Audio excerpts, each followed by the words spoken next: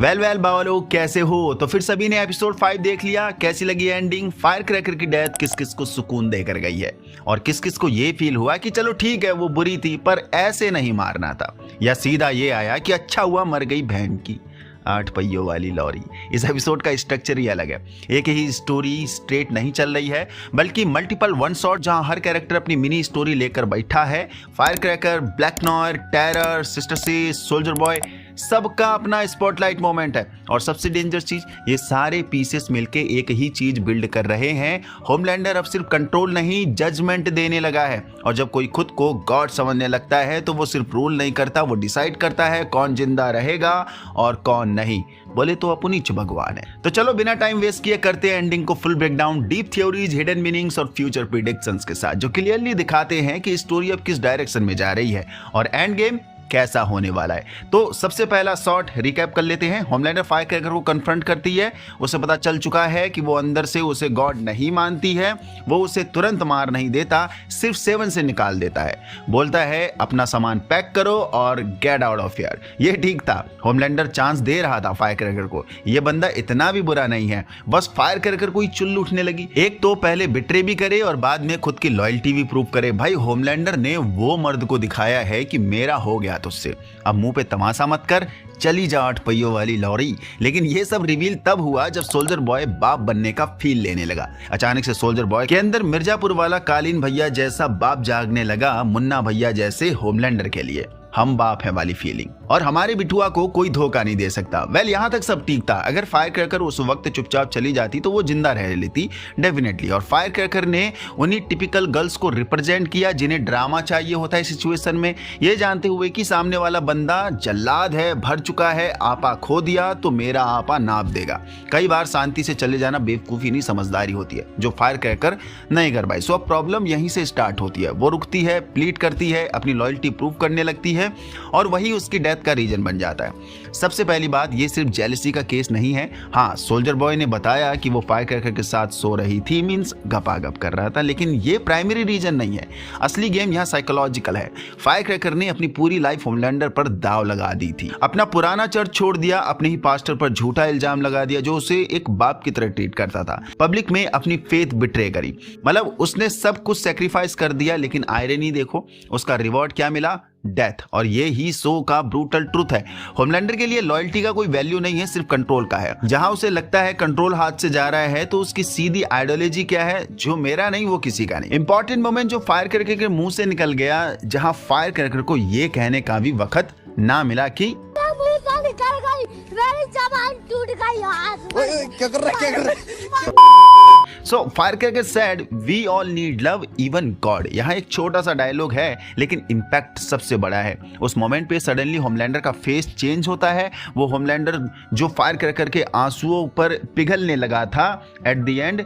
देखो, मर्द कितना भी पत्थर दिल क्यों ना हो, चट्टान क्यों ना हो, साला वो औरतों के आंसुओं के सामने पिघल ही जाता है। अंत में जो अपना होमी बाबा पिघल रहा था। और ये इवन गॉड वाला जो डायलॉग आया, उसने ये डायलॉग होमलैंडर को एक इंसान होने का फील देता है, जबकि वो गॉड कॉम्प्लेक्स मोड में जा चुका है। होमलैंडर हमेशा से लव चाहता था लेकिन एक्सेप्ट नहीं कर सकता, क्योंकि अगर उसने एक्सेप्ट किया तो वो वल्नरेबल हो जाएगा, मेल्ट हो जाएगा। और वल्नरेबिलिटी का मतलब है वीकनेस, और गॉड वीक नहीं होते। तो उसे एक लाइन ने उसका इल्यूजन तोड़ दिया, उसकी आइडेंटिटी को चैलेंज कर दिया, और उसी सेकंड में वो डिसीजन लेता है फायर क्रैकर को खत्म करने का। क्योंकि बहुत देर से फायर क्रैकर बकर बकर भी तो कर रही थी।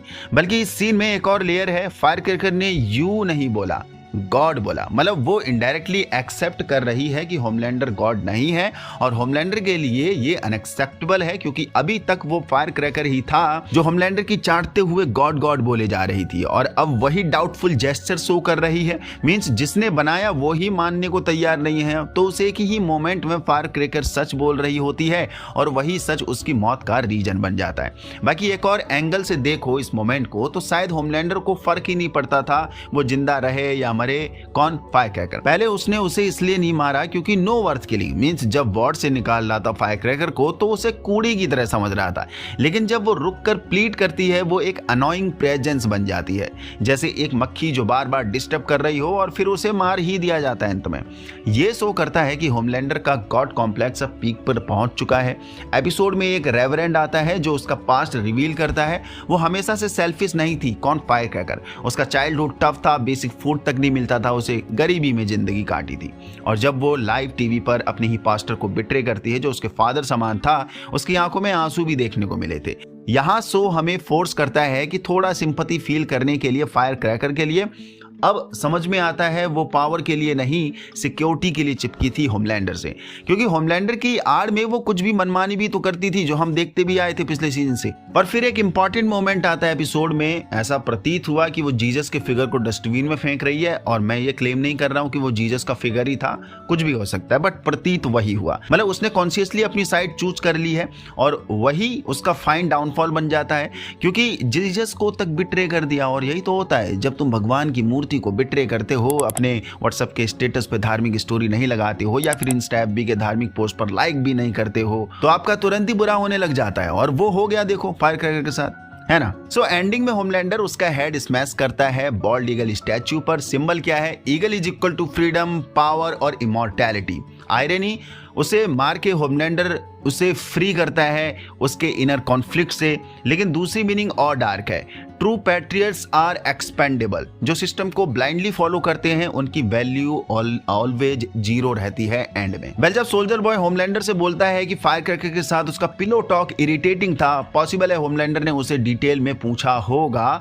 और उसे फायर क्रैकर का इनर कॉन्फ्लिक्ट पता चला होगा उस चिट चैट के बाद। मतलब आप समझ रहे हो, सोल्जर बॉय की पूरी कोनी अपने बेटे की तरफ मुड़ चुकी है, या फिर इस मोमेंट से सोल्जर बॉय होमलैंडर की लॉयल्टी एंड फेथ खरीदना चाह रहा हो, जो एक ये हिंट भी डिलीवर करता है सोल्जर बॉय के दिमाग में कुछ तो खिचड़ी पक रही है एंड गेम के लिए, कुछ ऐसा बना रहा है।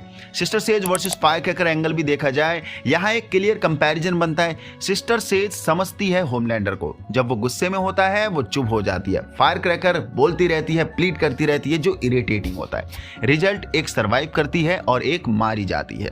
सिंपल रूल, होमलैंडर के सामने लॉजिक नहीं, टाइमिंग मैटर करती है। बस सही टाइम पे सही रिएक्शन दो, होमलैंडर तुम्हारा हुआ, जो कि डीप भी यही करता है। अभी तक द 7 में बने रहने के लिए वो टाइमिंग का भरपूर इस्तेमाल करता है। स्टैन एडगार वाला एग्जांपल बेस्ट है। ब्लैक नॉयर को हटा दिया, लात मार दिया और स्टैन एडगार को अकेला ही लाके दे दिया, जिससे होमलैंडर काफी खुश है इस मोमेंट के बाद। बाकी अब थोड़ा शिफ्ट करते हैं बुचर साइड पर। टीम के पास 2 मिशन है। पहला, सूप वायरस से सबको खत्म करना, इवन होमलैंडर को, एंड सेकंड, V1 को होमलैंडर से पहले ढूंढना। कॉन्फ्लिक्ट क्या है, कुछ लोग उसे प्रोटेक्शन के लिए यूज करना चाहते हैं, कुछ लोग डिस्ट्रॉय करना चाहते हैं। बट हमने ये भी देखा बुचर का हृदय परिवर्तन। बट वाई, एक इंपॉर्टेंट सीन आया, टेरर का मोमेंट प्लस ह्यूही के साथ वो इमोशनल बात, ये टीम को एक बार फिर यूनाइट करता है।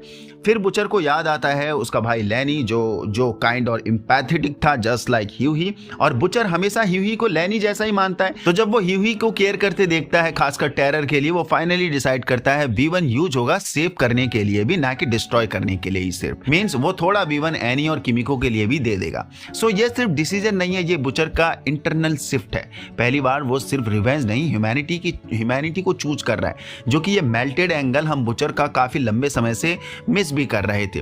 बाकी अब सबसे बड़ा सवाल, आगे क्या होने वाला है। अब जो डायरेक्शन सेट हो चुका है वो काफी क्लियर सिग्नल दे रही है, और अगर ध्यान से देखो तो हर कैरेक्टर अपनी एक डेंजरस लाइन की तरफ मूव कर रहा है। होमलैंडर की बात करो तो अब यहाँ एक बहुत बड़ा शिफ्ट आ चुका है। पहले वो लव चाहता था, वैलिडेशन चाहता था, लेकिन अब उसने डिसाइड कर लिया है कि इमोशन जो भी चीज उसे ह्यूमन फील कराए, चाहे वो लव हो, अटैचमेंट हो या डाउट हो, वो उसे खत्म करेगा। सिंपल वर्ड्स में, अब वो सिर्फ कंट्रोल नहीं करेगा, वो रूल करेगा, और ये एंगल और उसे और अनप्रिडिक्टेबल और डेंजरस बना देता है। सिस्टर सेज का क्या है, अब गेम में सबसे स्ट्रांग पोजीशन में कौन है, सिस्टर सेज, क्योंकि वो एक ही इंसान है जो समझ चुकी है होमलैंडर को कैसे हैंडल करना है, और वो अभी तक करते भी आई है। वो आर्ग्यू नहीं करती, वो पुश नहीं करती, वो ऑब्जर्व करती है और सही टाइम पर मूव चलती है। मतलब जब सब लोग इमोशनल या इंपल्सिव डिसीजन ले रहे हैं, वो स्ट्रेटजी से गेम खेल रही है, और इसी वजह से आगे जाके वो पावर के और करीब आ सकती है। जबकि हमने ये भी देखा वो एशली को भी मैनिपुलेट कर रही है अपने फायदे के लिए। एंड यस, सिस्टर सेज के दिमाग में बहुत बड़ी खिचड़ी पक रही है। बुचर का एंगल देखो, यहाँ सबसे इंटरेस्टिंग कॉन्फ्लिक्ट बिल्ड हो रहा है। एक तरफ उसका मिशन है सबको खत्म करना, होमलैंडर को डिस्ट्रॉय करना, और दूसरी तरफ अब उसके अंदर ह्यूमैनिटी वापस जाग रही है ह्यूही और लैनी की याद के थ्रू। मतलब अब वो सिर्फ एक रिवेंज मशीन नहीं है, वो दो रास्तों के बीच अटक गया है। इंसानियत बचानी है या सब कुछ जला देना है, और ये इंटरनल वॉर ही उसके नेक्स्ट डिसीजन का डिफाइन करेगा, जो एंड गेम के लिए काफी सॉलिड फैसला होगा। और फाइनली सबसे बड़ा वाइल्ड कार्ड V1 का, ये सिर्फ एक केमिकल या पावर अप नहीं है, ये पूरा एंड गेम डिसाइड करेगा। अगर ये होमलैंडर के हाथ लग गया, वो प्रैक्टिकली इमॉर्टल हो जाएगा और फिर उसे रोकना ऑलमोस्ट इम्पॉसिबल हो जाएगा। और अगर ये बॉयज यूज करते हैं तो ये किसी को बचाने का टूल बन सकता है या फिर एक और डिस्ट्रक्शन का रीजन। मतलब सिचुएशन अब सिंपल नहीं रही है, ये या तो सेल्वेशन का रास्ता बनेगा या तो डिस्ट्रक्शन का ट्रिगर। और यहीं पर स्टोरी अपने सबसे क्रूशियल पॉइंट पर पहुंच चुकी है, जहां हर डिसीजन का डायरेक्ट इंपैक्ट एंड गेम पर निर्भर कर रहा है। अब देखना यह है कौन कंट्रोल लेता है और कौन कंट्रोल खो देता है। अंत में सबसे डेंजरस रियलाइजेशन यहाँ ये है, फायर क्रैकर गलत नहीं थी, वो सिर्फ गलत इंसान को गॉड मान बैठी थी। और जब तुम किसी इंसान को गॉड बना देते हो तो एक दिन वो तुम्हें सैक्रिफाइस कर देता है। और अब सवाल ये है, होमलैंडर ने सिर्फ एक फायर क्रैकर को नहीं मारा है, या ये बस शुरुआत है खुलेआम कत्ल करने की? क्योंकि अगर वो सच में गॉड बनने की तरफ बढ़ चुका है तो अगला जजमेंट किस पर आएगा? सोचो और बताओ, तुम्हारे हिसाब से नेक्स्ट टारगेट कौन हो सकता है होमलैंडर का? यहाँ तक पहुंच गए तो आपको वीडियो पसंद लाइक कर दीजिए, नए चैनल को सब्सक्राइब कर दीजिए। ये था ending explain for the episode 5। देखते हैं एपिसोड 6 में हमें क्या क्या मिलने वाला है। खैर एपिसोड 6 में मैं डिमांड करता हूँ, रिक्वेस्ट करता हूँ अपने मेकर से कि जैनवी के कैरेक्टर को लाया जाए यहाँ पर, क्योंकि उनके लिए काफ़ी वेट है, खासकर मैरी मुरो को। ऑल्सो बॉम्ब साइड को भी दिखाया जाए और कहानी अब सिर्फ V1 की तरफ ही मोड़ी जाए। अब कोई फ्लक्चुएशंस ना देखने को मिले, जो भी फ्लक्चुएशंस थे, सब कुछ था वो यहाँ तक हो चुका है।